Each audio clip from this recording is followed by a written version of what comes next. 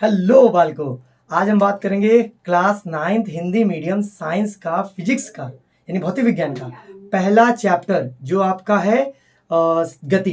हाँ, पहला चैप्टर ही होगा आपका। बुक में तो एनसीईआरटी में जिस तरह से मैटर दिया है। तो सबसे पहले हम समझेंगे गति क्या होती है। मतलब इस चैप्टर से हम जितनी भी सारी बातें हैं, पहले मैंने भी इंग्लिश मीडियम के लिए मैंने लेक्चर अपलोड कर दिया है साइंस का, उसमें मैटर एंड इट्स सराउंडिंग पढ़ाया है। हिंदी मीडियम वाले बच्चों की डिमांड पर मैं पहला चैप्टर फिजिक्स का ही पढ़ा रहा हूँ, जिसे गति कहेंगे। बालक समझेंगे हम लोग गति क्या होती है। या दौड़ना भागना मत, गति वही है। चलिए अब आते हैं हम गति समझने के लिए। गति को अंग्रेजी में मोशन बोलते हैं। क्या बोलते हैं? मोशन। देखो बेटा, हिंदी और इंग्लिश दोनों के सेपरेट वीडियो बना रहा हूँ, इसीलिए जो समझ में आया वो पढ़ सकते हो तुम, बाकी तुम्हारा तो है। गति, ये गति होती क्या है? देखिए, हम कहें यदि किसी वस्तु की स्थिति में परिवर्तन होता है, यदि किसी वस्तु की स्थिति में समय के साथ परिवर्तन होता है तो उसे गति कहते हैं। ये तो गति की परिभाषा हो गई। लेकिन बालक, मान लीजिए कि आप ट्रेन में बैठे हो और मैं कहूं ट्रेन चल रही है, तो आपको क्या लगता है? आप क्या कहोगे? तुम गति में हो या तुम विराम में हो? एक शब्द होता है विराम। विराम क्या होता है? देख लो, लिखता हूं फिर समझाता हूं। विराम में परिभाषा यह रहेगी, यदि किसी वस्तु की स्थिति समय के साथ परिवर्तित नहीं होती है। यदि किसी वस्तु की स्थिति समय के साथ परिवर्तित नहीं होती है, जैसे पेड़ है, जहां पर है समय बढ़ता चला गया, पूरा दिन हो गया, पूरी रात हो गई, लेकिन पेड़ वहीं पर रुका रहा, तो कह देंगे वो भैया क्या है? वो है विराम अवस्था में। लेकिन एक बात समझनी होगी बेटा, विराम की परिभाषा लिख ली ना आप लोगों ने, जो मैंने बताया उस आपने परिवर्तन कर लेंगे आप। सबकी डेफिनेशन लिखवाना थोड़ा सा मुश्किल होगा, समझिए। तो मैंने कहा कि यदि किसी वस्तु की स्थिति में समय के साथ परिवर्तन होता है तो उसे गति कहते हैं, ठीक है। लेकिन मान लीजिए आप चारबाग स्टेशन से कार पे बैठे, ट्रेन पे बैठे कार पे बैठेंगे, उसके बाद आप कानपुर चले गए, लेकिन आप जहां बैठे थे आप उसी स्थान पर बैठे रहे, लेकिन आपका स्थान तो परिवर्तित हो गया। तो बेटा याद रखें इस बात को, गति हमेशा किसी वस्तु के सापेक्ष होती है। मतलब आप किसी की नजरों में गतिमान है, समझे? इसका मतलब होता है किसी के सापेक्ष गति होती है। गति की परिभाषा तो ये लिखेंगे आप लोग, लेकिन गति हमेशा किसी के सापेक्ष होती है। जब ट्रेन में आप बैठे हो तो आपको पेड़ पौधे चलते दिखाई देते हैं, वो तो स्थिर है, फिर भी आपको क्या दिखाते हैं? गतिमान दिखाई देते हैं। ठीक उसी प्रकार पेड़ पौधों को आप भी क्या दिखाई देते हो? गतिमान दिखाई देते हो। तो वस्तु हमेशा किसी के सापेक्ष होती है। समझ गए? गति को समझे बेटा हम लोग, विराम को भी समझ गए, ठीक है। गति और विराम को समझते सबसे जो छोटी छोटी बातें हैं इसकी, दूरी, विस्थापन, वेग, चाल, त्वरण, औसत चाल, औसत वेग, औसत त्वरण, जो भी बातें हैं सब, इन सब बातों को हम यहाँ पे समझेंगे, ठीक है। फिर जो इसकी ग्राफ वाली प्रॉब्लम्स है, न्यूमेरिकल्स हैं, समीकरण, वो मैं सब बताऊंगा। कोशिश करूंगा पूरा चैप्टर एक ही बार में मैं कवर कर लूं। तो बेटा आपको विराम समझ में आ गया, पहले गति समझ में आई, फिर विराम समझ में आया। अब अगला रहेगा बेटा दूरी। क्या रहेगा? दूरी। मैं बुक के हिसाब से नहीं, बस आपको टॉपिक बताऊंगा, सारे टॉपिक आपकी कॉपी में अवेलेबल है, बुक में अवेलेबल है, पढ़ लीजिएगा।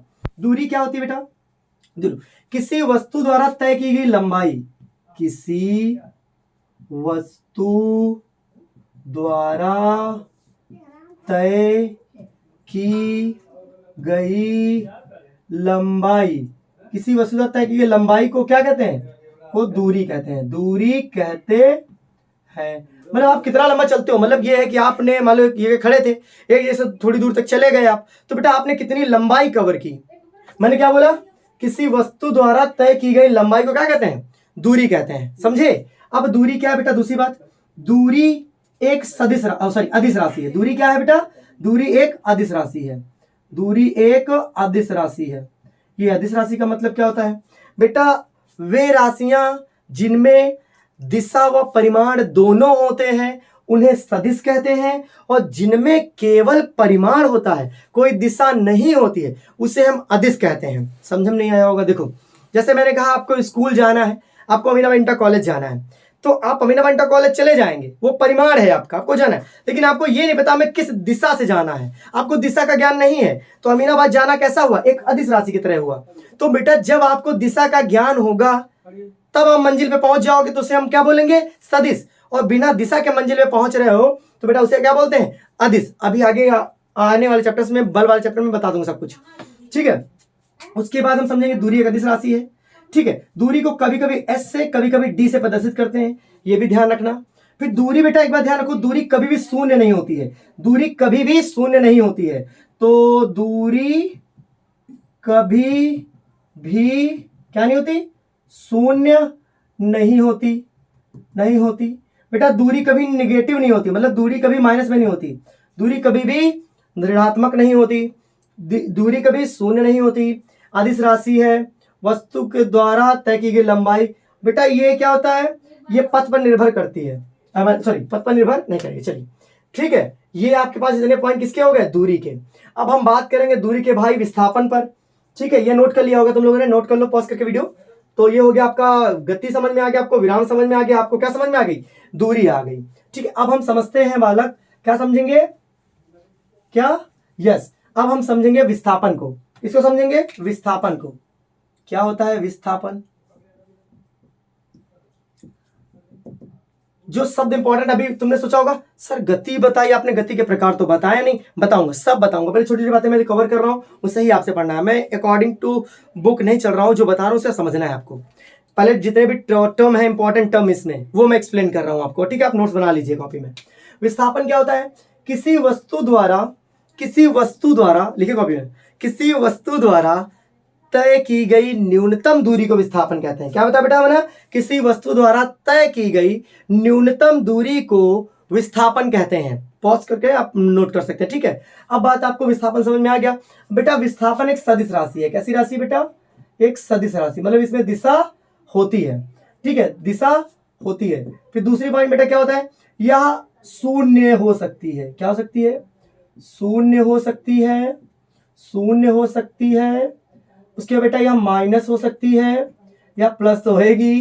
तो बेटा सदिश है, शून्य हो सकती है, निगेटिव होती है, और ये मैंने कहा था निगेटिव नहीं होती है ना, लिखना सर इसमें। तो मैंने ये क्या होता है? माइनस हो सकता है, विस्थापन माइनस हो सकता है। दूरी कितनी भी चलो आप, मान लो दूरी की बात करें, अगर मैं कहता हूं, एक बच्चे से मैंने पूछा कि चलो बताओ दूरी, उस नंबर का दूरी निगेटिव हो सकती है? यस। हम कहा कैसे? कह मैं पीछे चलूंगा। वाह भाई वाह, अरे पीछे चलने से दूरी निगेटिव थोड़ी ना हो जाएगी, आप तय तो लंबाई करोगे ना। ये बात होती, दूरी कभी भी निगेटिव नहीं होती, नकारात्मक नहीं होती। बेटा ये जो विस्थापन होता है, डिस्प्लेसमेंट बोलते हैं इंग्लिश में इसको, हम इसको डिस्टेंस बोलते हैं। वो क्या होता है? निगेटिव भी हो सकता है, शून्य भी हो सकता है, और प्लस तो हो ही गई, ठीक है। ये बात भी समझ में आ गया है। तो विस्थापन समझ में आ गया, दूरी समझ में आ गई। अब हम बेटा आगे की ओर बढ़ते हैं, आपको हम बताएंगे गति के प्रकार। दूरी विस्थापन कवर कर लिए, चलिए आप समझिए गति के क्यों प्रकार मैंने नहीं बताया। देखिए उसमें बहुत सारे टाइप्स हैं, बताता हूँ। देखो पहला, मान लिया मैं कहूँ गति के प्रकार बताओ, तो बेटा पहले होता है एक समान गति। गति के प्रकार बता रहा हूं, क्या बेटा?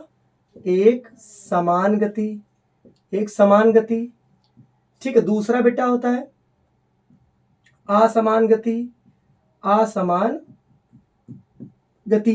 देखो बेटा, एक समान गति का मतलब होता है यदि किसी वस्तु, एक समान गति, हाँ, यदि कोई गतिमान वस्तु एक निश्चित समय में एक निश्चित दूरी तय करती है। समझे ना समझे? मतलब कोई वस्तु गतिमान है और एक निश्चित समय में निश्चित दूरी ही चल रही है, तो उसे क्या बोलते हैं हम? एक समान गति बोलते हैं। मतलब यदि कोई वस्तु एक निश्चित समय में एक निश्चित दूरी तय करती है, तो ऐसी अवस्था क्या कहते हैं बेटा हम? एक समान गति। समझने को मैं एक्सप्लेन करता हूं एग्जांपल से। मान लो पप्पू है, हाँ, पप्पू ए पॉइंट पे खड़े हैं, ए, यहां पप्पू पहुंचे बी, यहां पर इसको गोला बना दो, बी यहां पर पहुंचे, दैट विल बी सी। यहां पर मान लो ए बी, और सॉरी इसको नहीं, सी से बना, ठीक है। दिख रहा है? हाँ दिख तो रहा है। चलो अब मैं इससे लिखता हूँ, शायद हल्का दिखाई दे रहा है। ए बी सी 3 पॉइंट है। अब मान लिया पप्पू को यहां से यहां तक जाने के लिए, मान लो ये डिस्टेंस बेटा कितनी है? ये डिस्टेंस है बेटा 10 मीटर। कितनी डिस्टेंस है ये? 10 मीटर, 10 मीटर, 10 मीटर डिस्टेंस है। और बेटा पप्पू को यहां तक जाने बेटा 10 मीटर चलने में उन्हें 1 मिनट लगता है। कितना लगता है? 1 मिनट, ठीक है। अब बात आती है कि पप्पू यहां से यहां गए, कहां गए? सी तक, ठीक है। हमने कहा कि बेटा ये भी कितना है आपका? 10 मीटर है। क्या है? 10 मीटर है। बेटा पप्पू को लगा कितना 2 मिनट, क्या लगा 2 मिनट। तो बताओ एक समान गति हुई कि नहीं हुई? मतलब समझो कि ए से बी 10 मीटर दूरी है, वो 1 मिनट में चला है, फिर अगली नेक्स्ट दूरी जरूर 1 ही मिनट में चला होगा, तभी तो 2 मिनट हुए यहां पर। मतलब यहां से यहां तक की डिस्टेंस कितनी थी 20, 1 मिनट में वो 10 मीटर चला, तो यहां से यहां तक की दूरी जरूर से कितने मिनट में चली होगी? 1 मिनट में चली होगी, तभी तो इतनी दूरी तक कितना लगा उसको 2 मिनट। तो बेटा 1 मिनट में 10 मीटर, फिर 1 मिनट में 10 मीटर, यानी 2 मिनट में वो 20 मीटर चल रहा है। इसे बोलेंगे हम एक समान गति। क्या बोलेंगे बेटा हम? एक समान गति। उदाहरण इसी को नोट कर लो बेटा, ठीक है।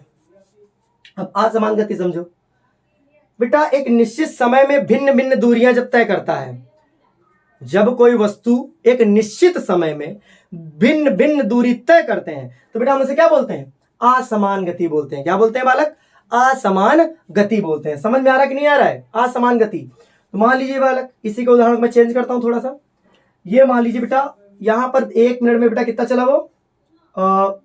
1 मिनट में चला ये। पूरा मिटाता हूं, पहले समझाता हूं, नहीं तुम कंफ्यूज जाओगे इसमें। चलो देखो, अब मान लीजिए बेटा यहां से मैं बनाता हूं, ये पॉइंट ए था, ये पॉइंट बी था, बी पॉइंट था, ये पॉइंट सी था, ये पॉइंट डी था।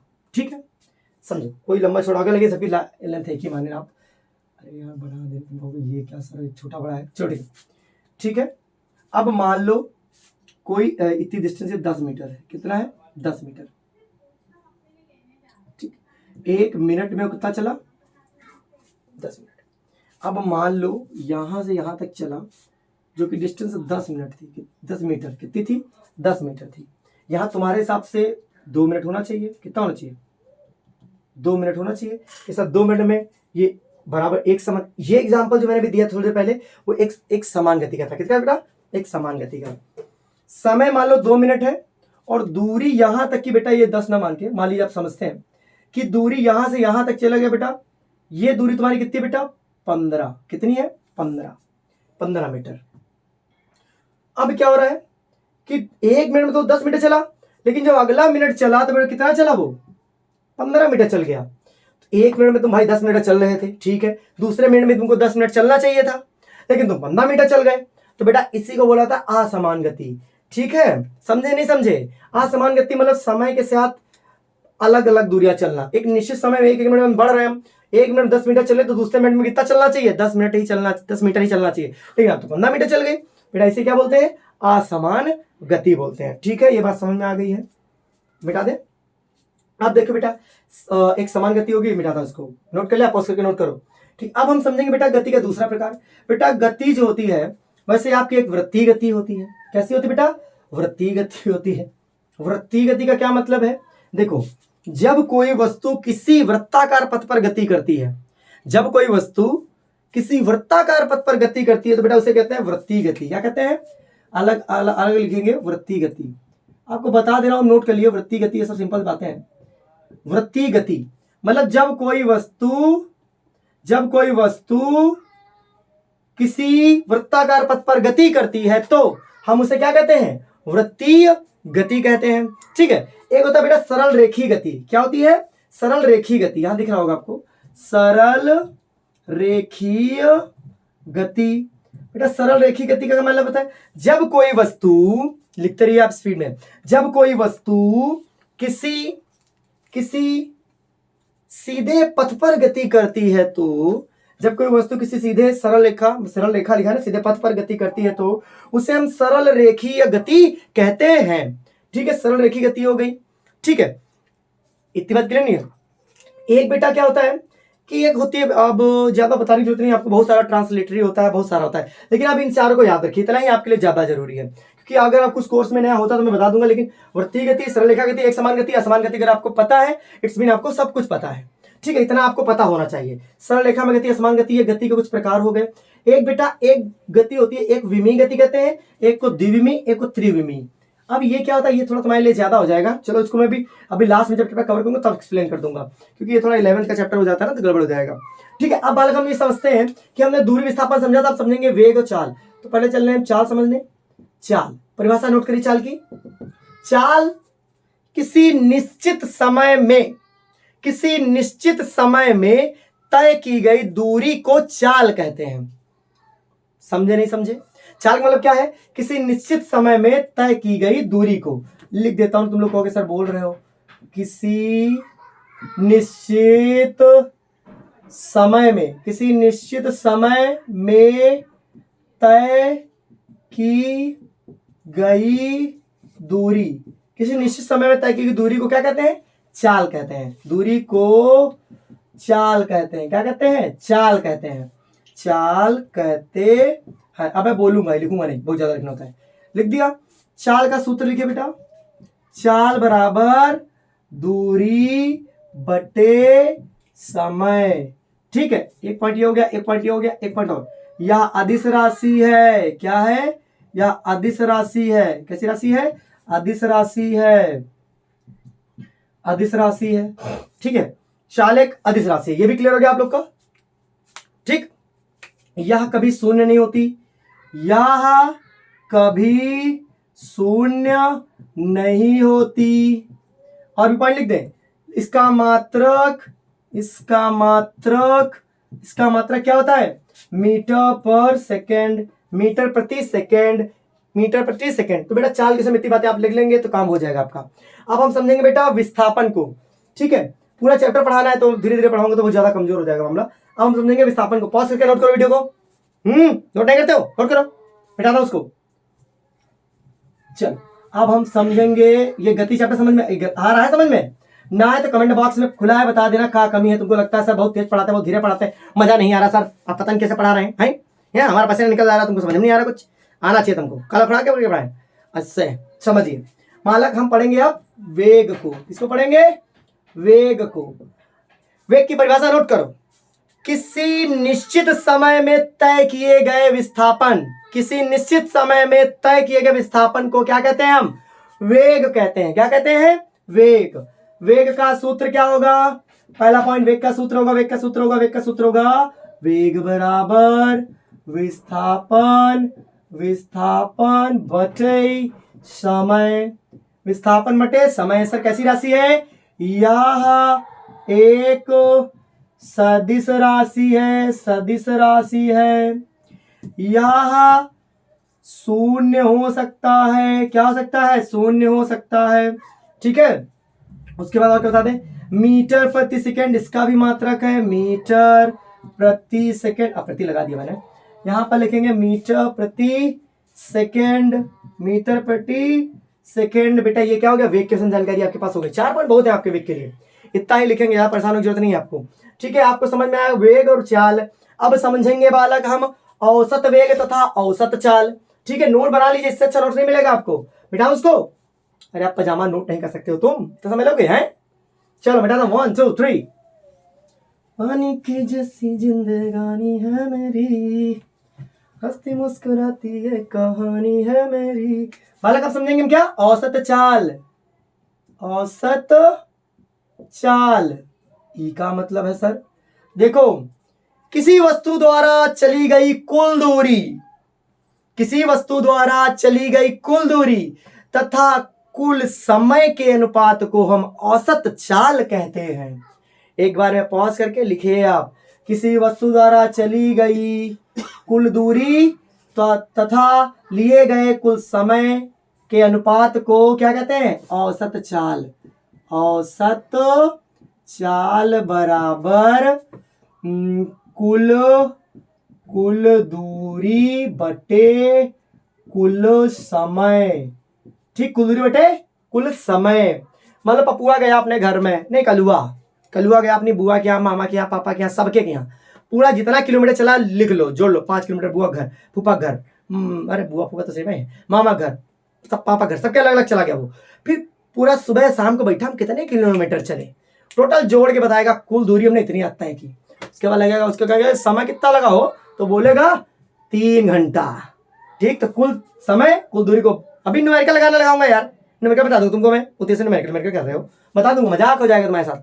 पहले टॉपिक को समझते नहीं हो, न्यूमेरिकल बताओ। सर बोला भी नहीं आपको, कैसे सुनाई दे रहा? सब सुनाई देता है यहाँ पर। औसत कुल दूरी बटे कुल समय। फिर बालक हम समझेंगे औसत वेग। क्या समझेंगे? औसत वेग, ये औसत वेग का क्या मसला है सर? औसत वेग बस वही काम है, परिभाषा सेम टू सेम यही रखना, जहां कुल दूरी परिभाषा में लिखा है वही कुल विस्थापन कर देना। मैं सूत्र लिखता हूं, सूत्र इसका क्या होगा, सूत्र का लिख रहा हूं गलत, यहां लिखो। औसत वेग मतलब किसी वस्तु द्वारा तय किया गया कुल विस्थापन तथा लिया गया समय का जो अनुपात होता है उसे हम क्या कहते हैं? औसत वेग कहते हैं। कुल विस्थापन बचई कुल समय दिख रहा है? यस दिख रहा है। तो बेटा औसत वेग कुल विस्थापन बटे कुल समय, ठीक है, ये नोट कर लिया। औसत चाल औसत वेग हुई हो गया। अब सर हम कहाँ पढ़ेंगे? यस पढ़ेंगे, अब पढ़ेंगे हम, नोट करो पैजामा पहले तुम नोट किए। अब हम पढ़ेंगे, कहाँ पढ़ेंगे हो? हम पढ़ेंगे, क्या पढ़ेंगे? हम पढ़ेंगे अब त्वरण। क्या पढ़ेंगे? त्वरण। ये त्वरण क्या होता है यार, हमें तो पता ही नहीं है। देखो त्वरण में क्या मसला है। त्वरण हमने कहा किसी वस्तु के वेग परिवर्तन की दर को त्वरण कहते हैं। क्या कहा मैंने? किसी वस्तु के वेग परिवर्तन की दर को त्वरण कहते हैं। पहले तो ये पॉइंट नोट करो। दूसरा पॉइंट, यह एक सदिश राशि है, यह एक सदिश राशि है। उसके बाद यह शून्य माइनस दोनों हो सकती है। उसके बाद क्या लिखे सर? इसका मात्रक मीटर प्रति सेकंड स्क्वायर होता है।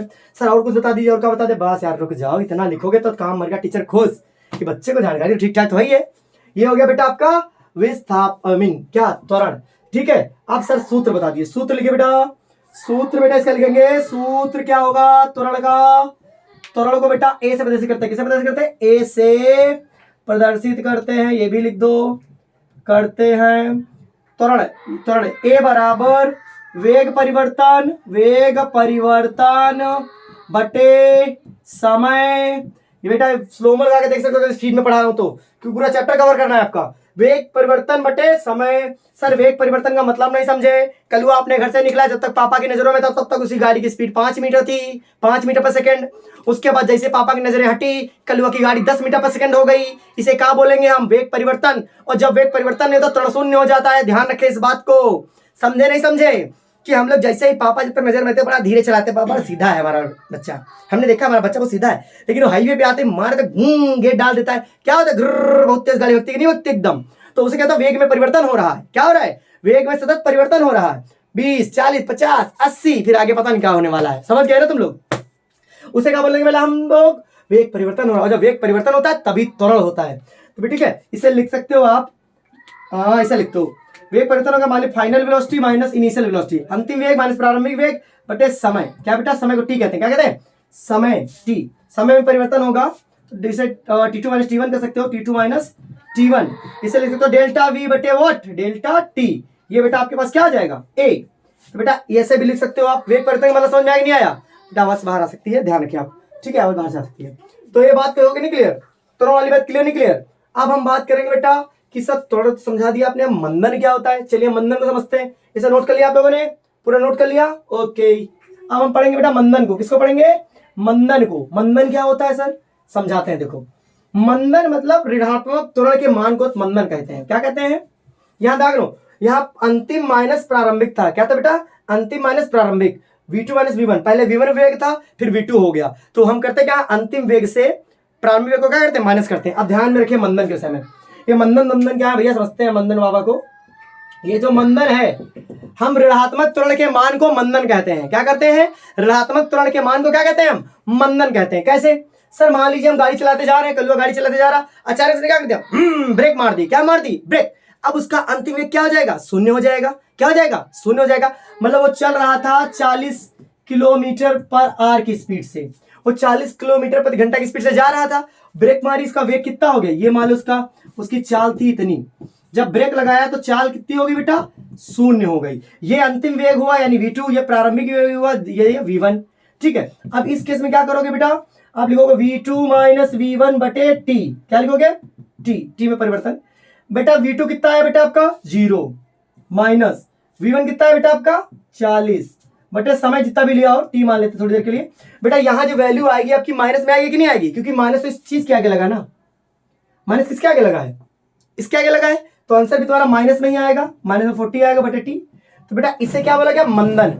मंदन हमेशा निगेटिव होता है, मंदन ब्रेक लगाने पर हमारा अंतिम वेग शून्य होता है। क्या होता है बेटा, अंतिम वेग शून्य होता है। इसीलिए बेटा एक समीकरण न्यूटन ने दिया है, बताता हूं अभी थोड़ी देर बाद, इसे नोट कर लिया आप लोगों ने, नोट कर लो। मंदन क्या है, मंदन मतलब ऋणात्मक त्वरण के मान को मंदन कहते हैं, ऋणात्मक त्वरण के मान को क्या कहते हैं हम, मंदन कहते हैं। नोट कर लिया आप लोगों ने, ठीक है। अब हम आगे बढ़ते बेटा, एक बेटा एक तो तात्क्षणिक चाल होती है, क्या होती है बेटा, तात्क्षणिक चाल। ये तात्क्षणिक चाल क्या होती है सर बता दो, किसी वस्तु की मतलब कि जो चाल है, किसी वस्तु की चाल में बहुत सूक्ष्म परिवर्तन हो जाए। मान लो आप सड़क पे जा रहे हो हाईवे पे और एकदम यू टर्न ले लो, उस समय के लिए, थोड़ी समय के लिए जो चाल आपके पास आती है मुड़ते समय, वही आपके तात्क्षणिक चाल होगी। आपसे ज्यादा नहीं पूछा जाएगा, आप इतना ही ध्यान रखिए तात्क्षणिक चाल क्या होती है।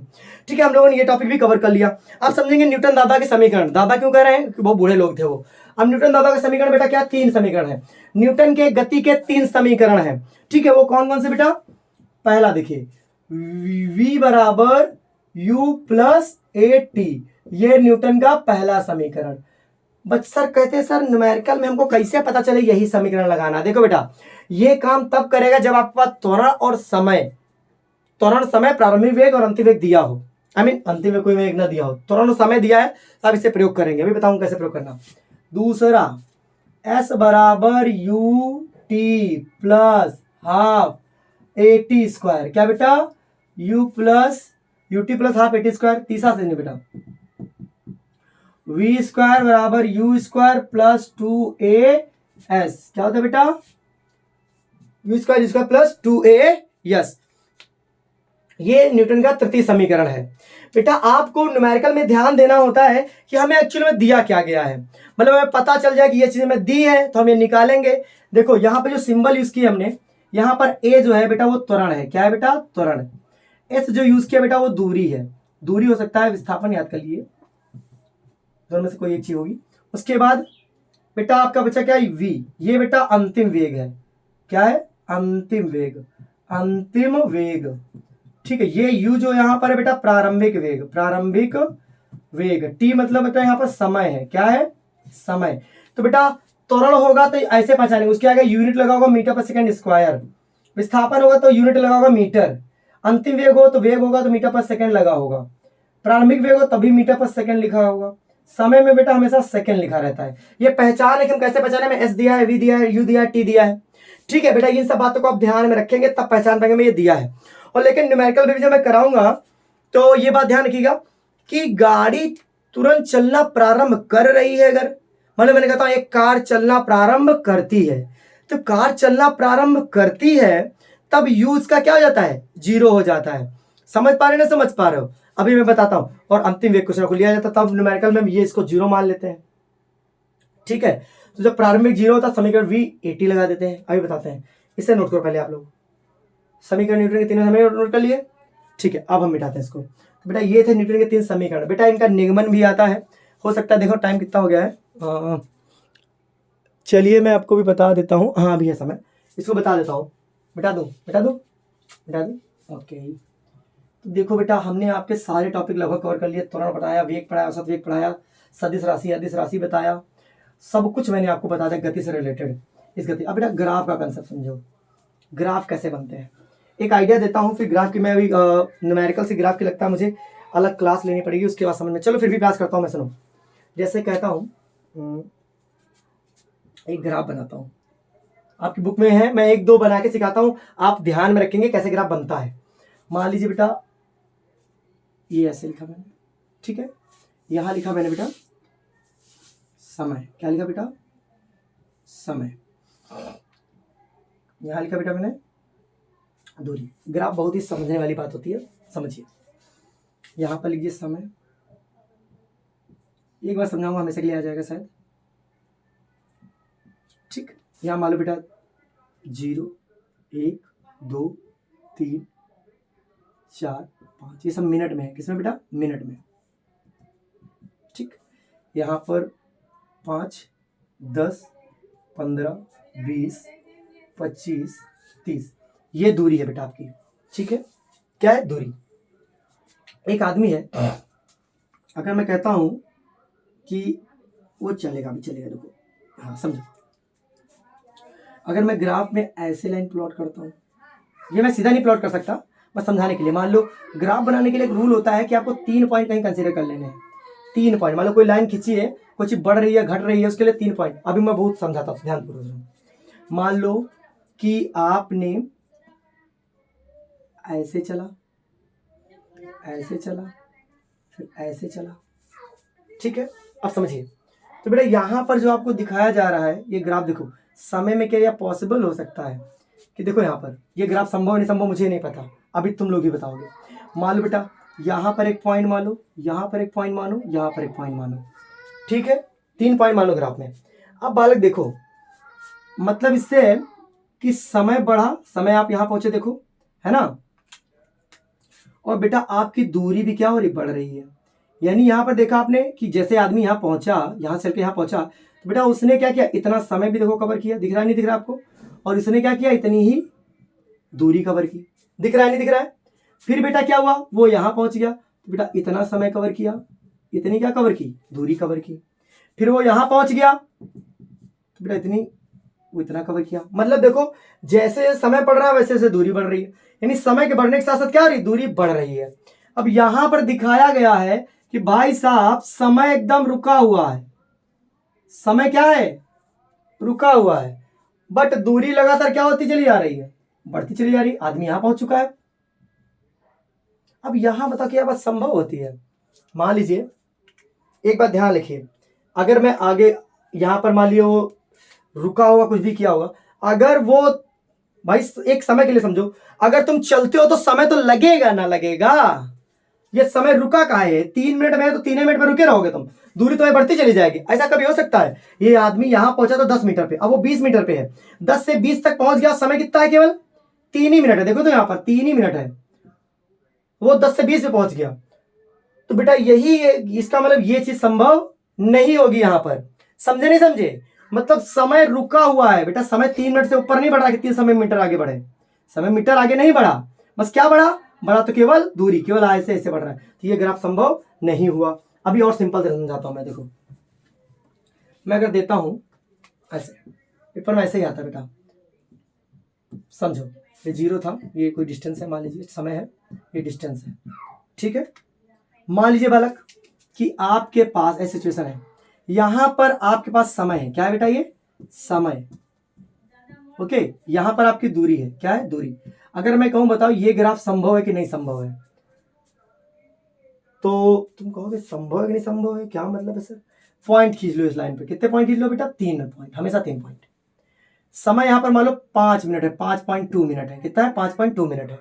ठीक, यहां पर देखो बेटा, इतना, यहां पर देखो इतना समय है, दूरी इतनी चल दी, इतना ही समय है, दूरी फिर इतनी चल दी, इतना ही समय है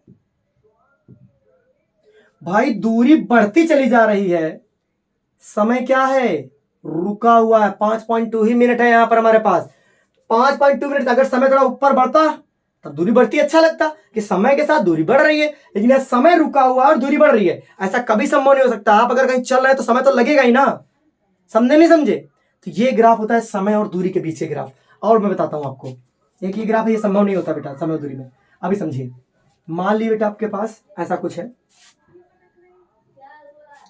ऐसे ला ला ला ला ला ला ला ला ला ला ला ला ला ला ला।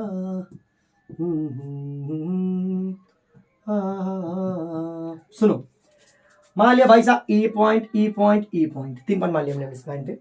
पहले देखा ई पॉइंट बाबा यहाँ पहुंचा रहा है, और ई पॉइंट बाबा यहाँ पहुंचा रहा है। अब यहां पर देखो समय बढ़ रहा है, दूरी बढ़ रही है। देखो इस लाइन को मिलाओ, अभी हम यहां पहुंच जाएंगे तो बेटा ये देखो, ये ग्राफ संभव है। मतलब समय के बढ़ने से दूरी क्या हो रही है? बढ़ रही है। अच्छा लग रहा है, ये ग्राफ संभव है। मतलब ये संभव तब होगा जब समय बढ़ रहा हो और दूरी दोनों बढ़ा, तभी संभव होता है। समय को रोक देते हो ते पे दूरी धड़ाधड़ बढ़ती चली जा रही, ये संभव नहीं है। अगर ग्राफ में कोई प्रॉब्लम होती है तो आप कमेंट बॉक्स में जरूर बताएं, मैं हर चीज बेटा। इससे बोलते हैं समय दूरी ग्राफ। क्या बोलते हैं? समय दूरी ग्राफ। जिसका मुंह से पहले वर्ड निकलता है उसे वर्टिकल यहाँ रखते हैं और जिसका बाद में निकलता है उसे नीचे रखते हैं। ये बात ध्यान रखिए, ग्राफ का रूल होता है कि समय दूरी विस्थापन, समय दूरी में बोल रहा हूं तो आप समय यहाँ रखेंगे, दूरी यहाँ रखेंगे। समय विस्थापन बोलता तो यही समय होता, विस्थापन लिखता। त्वरण लिखता तो समय त्वरण लिखता, समय त्वरण के बीच में, मतलब किसी भी तरह से ग्राफ बना प्लॉट किया जा सकता है, बोला जाएगा आपसे। ठीक है, तो मैं एक लेक्चर में सब कुछ कवर कर रहा हूं, थोड़ा सा स्पीड में पढ़ा रहा हूं, लेकिन फिर भी आपको ये बात समझ में आनी चाहिए। अगर मैं कहता हूं कि चलिए बनाइए एक ग्राफ, बनाइए कि एक वस्तु समय के साथ बढ़ती चली जा रही है, समय बढ़ रहा है और दूरी भी बढ़ती चली जा रही है, तो इसके लिए ग्राफ प्लॉट करिए। ग्राफ बनाने के लिए क्या करेंगे सर? ऐसा करेंगे, ऐसा करेंगे। हम समझ गए सर एक बात कि वस्तु की क्या हो रही है, दूरी, समय बदल रहा है, दूरी बढ़ रही है, तो समय और दूरी के बीच में यही वाला मामला रहेगा कि सर इधर हमारा समय भी बढ़ रहा है, टाइम, और इधर हमारा बेटा डिस्टेंस भी बढ़ रहा है। बढ़ रहा है नहीं बढ़ रहा है? ये भी बढ़ रहा है, देखो, शिक शिक शिक शिक, तरना, दिखा नहीं दिखा? ठीक, मतलब जैसे समय देखो, यहाँ मान लो 5 मिनट, यहाँ मान लो 10 मिनट, यहाँ मान लो 15 मिनट, यहाँ मानो 20 मिनट, यहाँ मानो 5 मीटर, यहाँ मानो 10 मीटर, यहाँ मानो 15 मीटर, यहाँ मानो 20 मीटर, यहाँ मानो 25 मीटर। जैसे जैसे बेटा समय बढ़ रहा है वैसे क्या बढ़ रही है? दूरी बढ़ रही है। तो बेटा ये होता है ग्राफ को प्लॉट करने का तरीका। अदरवाइज मैं अभी 11th में ग्राफ पढ़ाऊंगा तो आपको क्लास में बता दूंगा कि मैं कौन सी क्लास में ग्राफ पढ़ाया, आप अच्छे से पढ़ लीजिएगा और स्टैंडर्ड क्लियर हो जाएगा। ठीक है, ये बेटा आपका ग्राफ की समस्या की प्रॉब्लम सॉल्व कर दी। अब थोड़े न्यूमेरिकल लगाते हैं हम लोग, मजाक करते हैं थोड़े न्यूमेरिकल के साथ। बेटा इसको देखो, मान लीजिए बेटा आपके पास न्यूमेरिकल आता है, एक कार, और एक बात, हाँ बेटा एक बात समझिए, थोड़ा सा आप लोग को ज्ञान करा देता हूं मैं कि मीटर पर सेकेंड, किलोमीटर पर सेकेंड, जैसे कि कहा कि मेरे पास 72 किलोमीटर पर आवर लिखा है, 72 किलोमीटर प्रति घंटा लिखा हुआ है। ठीक है, और आपको इसको बताना, आंसर बताना इसको मीटर पर सेकेंड में कितना होगा ये। तो देखो बेटा, हम आपको बताते हैं, ये 72 लिखा है। एक तरीका दिखाता हूं, पहले नॉर्मल तरीका सिखाता हूं, एक्चुअल बेसिक क्या है इसका। किलोमीटर में कितने मीटर होते हैं बेटा? 1000 मीटर, मीटर का काम हो गया। एक घंटे में कितने सेकंड होते हैं बेटा? 3600 सेकंड होते हैं। कितने होते हैं? 3600 सेकंड होते हैं। ये जीरो, ये जीरो, ये जीरो, ये जीरो कट गया, 2 पाँचे 10, 2 36 18। ठीक है, 2 18 36 आया कितना? 72 5/18। यही टीचर हमेशा कहता है, अगर किलोमीटर पर घंटा को मीटर पर सेकंड बदलना है तो 5/18 से क्या कर दो? मल्टीप्लाई कर दो। अब तुम्हें यह समझ में आया होगा कि हमने इसको 1000 क्यों लिया, किलोमीटर में 1000 मीटर होते हैं। उसके बाद घंटे में कितने सेकंड होते हैं? 3600 सेकंड होते हैं। तब जाके क्या आता है? 5/18 आता है। अब 18 चुक्को 72, 18 चुक्को 72, कितना है? 5 चुक्को 20 मीटर पर सेकंड। तो बेटा ये तुम्हारी चाल किसमें आ गई बेटा? मीटर पर सेकंड में आ गई। एक क्वेश्चन तो यही आता है, दी गई चाल को मीटर पर सेकंड में बदलिए। मतलब क्वेश्चन आएगा, दी गई चाल को, यह क्वेश्चन ही आता है ज्यादातर यार, दी गई चाल को मीटर पर सेकंड में बदलिए। और अगर टीचर कहता है कि चलिए भैया मीटर पर सेकंड को किलोमीटर प्रति घंटा में बदलिए, तो देखो मान लो इसको है, हम उल्टा कर देंगे। अब ये है 20, ये करेंगे बेटा हम 18/5। छोटका को बड़ा बनाना है, इस छोटका को बड़ा बनाना है, तो हम उल्टा कर देंगे। यहाँ 5/18 था, 18/5 कर देंगे। 5 चौको 20, 18 चौको 72 किलोमीटर प्रति घंटा। आ गया कि नहीं आ गया तुम लोग को? कि हम कैसे किलोमीटर को घंटे में, घंटे को किलोमीटर में, धड़म सबड़म हो जाएगा तुम्हारे दिमाग में, खोपड़िया हिल जाती है, लेकिन सिंपल सी बात है। अब आपके लिए एक काम देता हूं, आप करके दिखाइए। चलिए फर्स्ट करिए, मिटाओ इसको, सद्दो मीटर को। अरे पजामा पास करो, रोक लो हमको, हम तो ऐसे रुक जाएंगे, वैसे भी हम समय। यस, नोट करें, इसको मिटाएं, मिटाते हैं हम। 1 2 3। अब पेपर में मान लो तुमको देता हूं मैं कि हमारे पास क्वेश्चन लिखिए आपके लिए, और उत्तर कमेंट बॉक्स में बता दीजिएगा। 36 किलोमीटर पर आवर को बदलिए मीटर पर सेकंड में। किसमें बदलिए बेटा? मीटर पर सेकंड में। लाल पेन से लिखो आपके लिए। हाँ, उसके बाद 54 किलोमीटर पर आवर को मीटर पर सेकंड में बदलिए। ठीक है, समझ पा रहे हो? ये लिख लिया आप लोगों ने, क्लियर? अब बेटा कुछ क्वेश्चन और दे रहा हूं, अब आप मान लीजिए आपके पास आता है 30 मीटर पर सेकंड को किसमें बदलिए, किसमें बदलिए, किसमें बदलिए, किसमें बदलिए, आप इसको बदलिए किलोमीटर पर आवर में। आप बदलिए 40 मीटर पर सेकंड को किसमें बदलिए, किसमें बदलिए, किसमें बदलिए, और किसमें बदलिए, किलोमीटर पर आवर में बदलिए। आप क्वेश्चन और लिख लियो आप लोग। 25 मीटर पर सेकंड है, इसको किलोमीटर पर घंटा बदलना है आपको अगर, तो बताइए क्या करेंगे, यहाँ आंसर क्या आएंगे। आप कमेंट बॉक्स में लगातार के आंसर लिख दीजिएगा। I'll see your comment and tell you the answer if you are not correct. If you are correct, I'll tick tick. Okay? मिटा दूं? ये क्वेश्चन आपके लिए, घर के लिए, ये घर का होमवर्क है।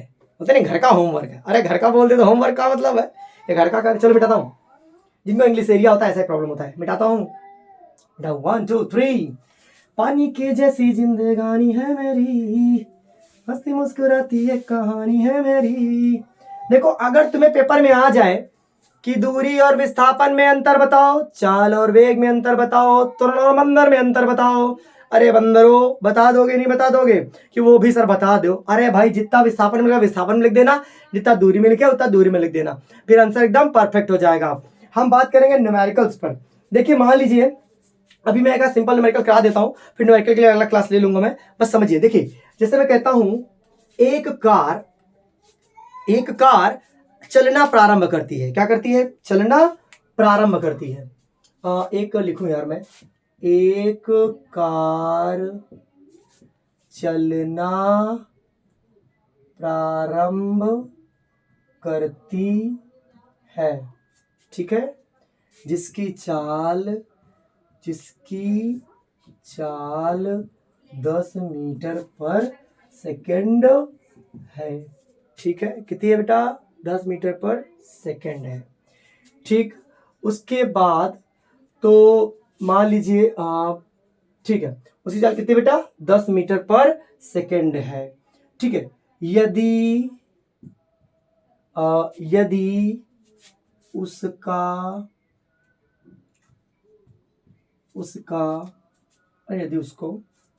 कुछ थोड़ा सा मेंटेन कर देता हूं।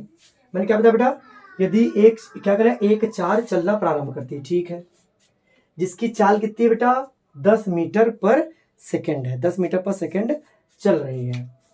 तो 10 मिनट बाद कितना बेटा? 10 मिनट बाद उसकी चाल, सॉरी,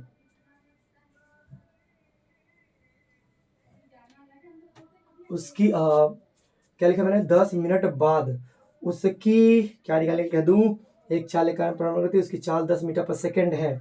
ठीक है, 10 मिनट बाद उसका त्वरण ज्ञात कीजिए। 10 मिनट बाद उसका त्वरण ज्ञात कीजिए। क्या कीजिए? त्वरण ज्ञात कीजिए। कुछ ऐसा क्वेश्चन वाले बना दिया है, हो सकता है फॉर्मेट कोई गड़बड़ हो गया। ध्यान दे इतनी बात, मैं आपको कुछ समझाना चाहता हूँ। देखिए, एक कार चलना प्रारंभ करती है। जब कार चलना प्रारंभ कर रही है यानी इसका यू क्या हो गया? शून्य। हमने कहा था यू मतलब प्रारंभिक वेग। जब भी कोई चीज चलना प्रारंभ करे उसका क्या करना? यू क्या हो जाएगा? उसका शून्य हो जाएगा। क्या बेटा? शून्य हो जाएगा। ठीक है, अब बालक आती बात। अच्छा, जिसकी चाल कितनी हो जाती है बेटा? अंतिम वेग कितना हो जाता है बेटा उसका? 10 मीटर पर सेकेंड। हमें उसका क्या निकालना है? त्वरण निकालना है। अच्छा सर, अच्छा कितने मिनट बाद? टी कितना दिया बेटा? 10 मिनट। चाल में मीटर पर सेकंड में दिया और समय कितना दिया? मिनट में। अरे यही तो चमकाने वाली चीज है। इसको मिनट को पहले किसमें बदलो? सेकंड में। तो बेटा 10 मिनट, 1 मिनट कितना सेकंड होता है? 60। तो 10 मिनट में कितना होगा? 10 के साथ मल्टीप्लाई कर दो, हो जाएगा 600 सेकंड। कितने सेकंड बेटा? 600 सेकंड हो जाएगा। समझे नहीं समझे? ये आपको समझ में आ गया नहीं आ गया? 600 सेकंड आ गया। फॉर्मूला सर कौन सा लगा? इन तीनों जहां हो लगा दो फॉर्मूला। v बराबर u प्लस ए टी। ए क्या है सर? ए थी तो निकालना है आपको। आपको पता है v, अभी यहां साफ साफ लिखता हूं, इसे नोट करो पहले। इसे नोट कर लिया? 600 सेकंड आ गया टाइम। ठीक है, मिटाता हूं। अब देखो यहां पर बेटा v कितना दिया आपको? v कितना दिया? कितना दिया था? अरे यार कितना दिया था? v दिया था आपका 10 मीटर है, 10 दिया था। बराबर ये कितना बेटा आपका? कितना है बेटा आपका? शून्य। ये कितना बेटा? ए पता नहीं आपको। टी कितना है? 600। कितना है? 600 सेकंड। अच्छा, तो 0 का तो कोई मतलब ही नहीं निकलेगा। यहाँ बचेगा क्या बेटा? a into 600। तो 10 बेटे कितना आ जाएगा बेटा? 600। ए बराबर आ जाएगा ये 1 0 से 1 0 कट जाएगा 1/60 ए की वैल्यू आ जाएगी यही ओ बेटा किसमें आती है मीटर पर सेकंड स्क्वायर में। ठीक है ऐसे लिख सकते हो ए बराबर 1/60 मीटर पर सेकंड स्क्वायर। तो इस तरह कुछ बातें क्वेश्चन देना कि आपको क्या दिया है कैसे चीजें हो रही हैं। बाकी न्यूमेरिकल में अगर प्रॉब्लम होती तो मैं बताऊंगा आप लोग को नेक्स्ट वीडियोस में। बट इस वीडियो में मैंने पूरा आपका चैप्टर मोशन चैप्टर जो मैंने आपको पूरी तरीके से पढ़ा दिया है। ठीक है अगर अच्छा लगे तो कमेंट करिएगा आंसर में क्वेश्चन दिया करके दिखाइएगा। सब कुछ मैंने बता देना इसमें कुछ छूटा तो है नहीं मैंने सब कुछ कवर लिया। अब जल्दी तुम्हारे लिए दूसरा लेक्चर आएगा। अगर अच्छा लगे वीडियो जरूर बताना तब ही वीडियो मैं दूसरा बनाऊंगा। ठीक है तो दूसरा होगा आपका बल वाला चैप्टर शायद बल। लेकिन इससे पहले आपको द्रव बताऊंगा कौन सा है हमारे चारों ओर जो शुद्ध बुद्ध पदार्थ है ऐसा कुछ चैप्टर है शुद्ध पदार्थ वो मैं एक्सप्लेन कर दूंगा तुम लोग को अच्छे से। ठीक है तो मिलते हैं हम तब तक के लिए चाचा बाय बाय।